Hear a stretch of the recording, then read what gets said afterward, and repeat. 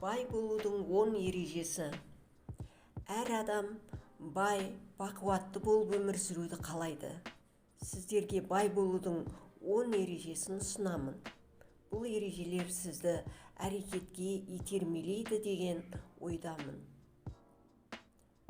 Проблемаларыңыздың әрқайсысын қысқа уақыт ішінде шешуге тура келеді. Әдетте бұл мәселені шешу үшін аз күш жұмсау қажет. Шешім қабылдаңыз, аз ойлаңыз және көбірек әрекет етіңіз. Айына $50,000 дейін қалай ақша табуға болады деп ойлаңыз. Бұдан төмен санды ойлауға болмайды. Ақша басқа адамдар арқылы келеді.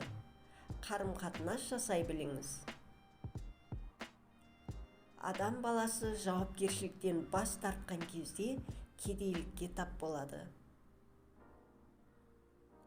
Әлемдегі ең бай адамдардың өмірбаяны мен ойлау жүйесін зерттеңіз. Сіздің өміріңіздегі басты нәрсе армандар. Оның орындалатынына сеніңіз. Адам армандамаған кезде өлі адам. Адамдарға көмектесіңіз. Ол шын жүректен болсын. Бірақ тек өзіңіз көмектескіңіз келген адамдарға ғана. Бұлар туыстар немесе таныстар болуы міндетті емес. Мен кіммін? Менің ерекшелігім қандай? Менің өмірімнің мәні неде? Ақшам көп болса не істеуім керек? Деген сұрақтарға шын жауап беріңіз. Мадақ, комплимент айтуды ұмытпаңыз.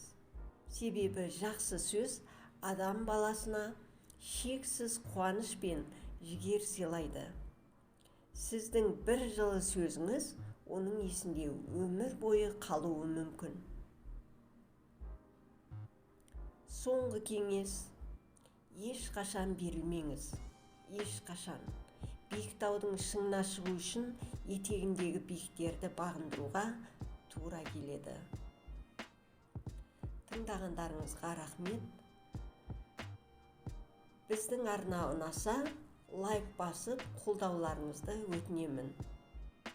Аман сау болыңыздар.